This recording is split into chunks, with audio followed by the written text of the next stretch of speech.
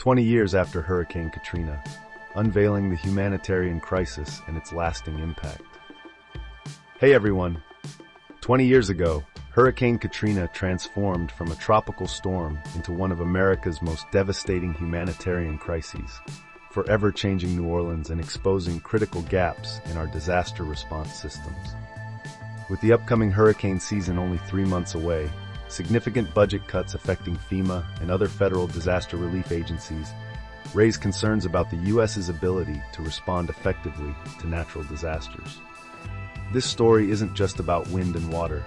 It's about real people, real suffering, and the systemic failures that made everything worse. Based on real disaster research conducted in the field in December 2005, we're diving deep into Hurricane Katrina, how it unfolded, the chaos that followed, and the lasting impact that still haunts New Orleans today. But most importantly, we'll uncover the key lessons learned, how we can better prepare, protect the most vulnerable, and ensure that history doesn't repeat itself. Stick around, you don't want to miss this. Before we begin, I invite you to take a moment to reflect on the countless lives affected by Hurricane Katrina. Behind every number we discuss today lies a unique story of resilience, loss, and hope. As we delve into the statistics and the scale of these events, let us keep in our hearts the individuals, families, and communities who endured unimaginable challenges. Their experiences remind us that while we explore the magnitude of what occurred, we must honor the profound human impact that has shaped their lives and continues to resonate through the years. Let's dive in. New Orleans, known as the Big Easy, is a city rich in culture, especially in jazz music, Creole cuisine, and unique traditions. Hurricane Katrina did not just destroy homes and infrastructure, it also disrupted the cultural fabric of the city.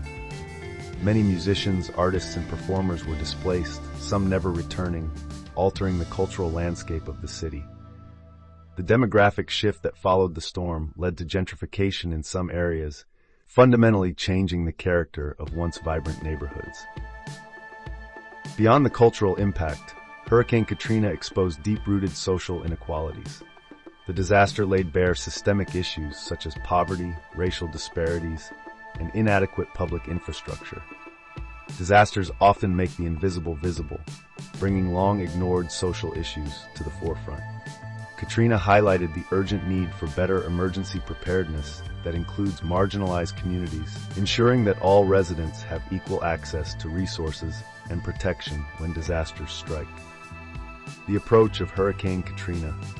As Katrina moved toward the Gulf Coast, meteorologists warned of a potentially catastrophic storm.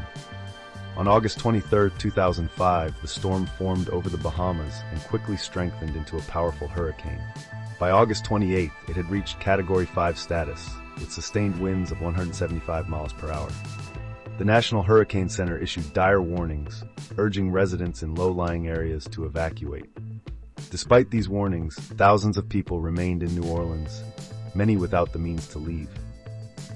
The storm made landfall near Burris, Louisiana, on August 29th as a Category 3 hurricane, bringing storm surges over 20 feet high and causing widespread devastation.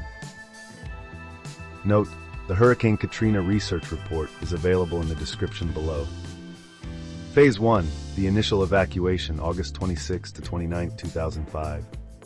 Before Katrina hit, people split into 3 groups. 1, the can leave group, those with cars and money for hotels. 2, the won't leave group, people who thought they could weather the storm. 3, the can't leave group, about 100,000 people who had no way to evacuate. Here's the shocking part. Many people stayed behind, not because they wanted to, but because they had no choice. In New Orleans, about 27% of residents didn't own cars. Imagine being told to evacuate, but having no way to leave. Phase 2, loss of basic infrastructure, first few days. When Katrina hit, everything fell apart. 1, power went out for 2.5 million people. 2, cell phones stopped working. 3, 911 emergency centers shut down. 4, water systems failed. 5, hospitals lost power. Think about this. In our modern world, suddenly people had no way to call for help, no water to drink, and no way to even flush toilets. Phase 3, the social order breakdown, first week. This is where things got really scary. 1. Food and water ran out in evacuation centers. The Superdome, meant to shelter 10,000 people, held over 30,000. Temperatures soared to 100 degrees Fahrenheit inside before reports of violence and crime increased. 5. Even some police officers abandoned their posts. People were trapped in the Superdome and Convention Center for days without proper food, water, or sanitation. The conditions were described as hellish. Phase 4, health crisis escalation, first 2 weeks. The health situation became critical. 1. Floodwater contained toxic chemicals and sewage. Hospitals couldn't operate without power. People couldn't get medicines they needed. 4. Infections and diseases started spreading. 5. The elderly and sick were hit hardest. During this phase, we estimated 1. Fever cases 0.5 per day, diarrhea cases 1.8 per day, 3. Respiratory problems 4.7 per day, skin infections 2.7 per day. Phase 5, long-term social impact, 3 months and beyond. The numbers tell a devastating story. 1. Population dropped from 484,674 to just 230,172. 2. By December, only 5% of schools had reopened. 3. 71% of deaths were people over 60 years old. 4. Over 100,000 homes were destroyed. 5. Unemployment jumped from 6% to 12%. Here's something heartbreaking.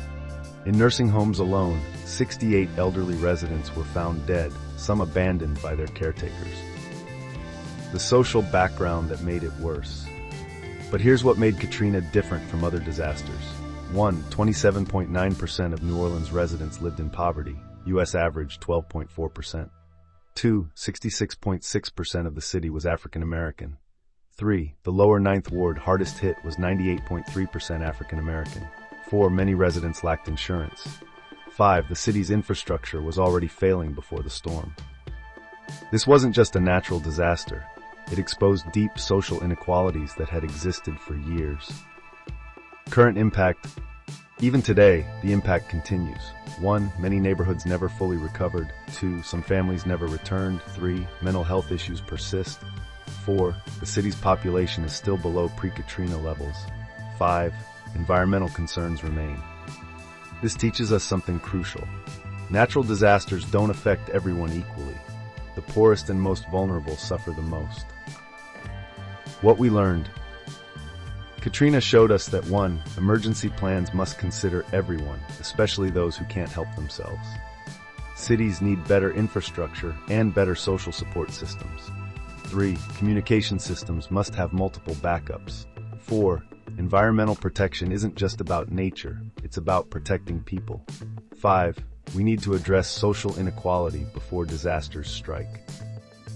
This breakdown shows how a natural disaster can spiral into a humanitarian crisis when social vulnerabilities exist. It's not just about the storm, it's about who we protect and how we prepare. The next time you hear about disaster preparation, remember, it's not just about stronger buildings and better levees. It's about making sure nobody gets left behind when disaster strikes. If you found this video informative, don't forget to like, share, and subscribe. Spreading awareness about disaster preparedness can help save lives. Hit the notification bell so you won't miss our future videos on crucial disaster research and insights. Let us pause to remember those who lost their lives during Hurricane Katrina, especially the elderly, who made up 71% of the deaths, including the 68 nursing home residents who died alone. Each number represents a precious life, a story untold, a family forever changed. Their passing teaches us that disasters strike hardest at our most vulnerable, those without transportation, those in poverty, those in failing infrastructure, and those without access to proper care. The tragedy of Katrina reminds us that natural disasters don't just test our buildings and levees, they test our humanity. When we leave behind our elderly, when we forget those without cars or resources to evacuate, when we ignore crumbling infrastructure in disadvantaged neighborhoods, we fail not just as a system, but as a society. May their stories inspire us to build not just stronger walls, but stronger communities. May we remember that true disaster preparedness means leaving no one behind, regardless of their age, race, or economic status. and may we honor their memory by ensuring that such preventable losses never happen again. Thank you for watching, and remember, stay informed, stay prepared, and stay safe.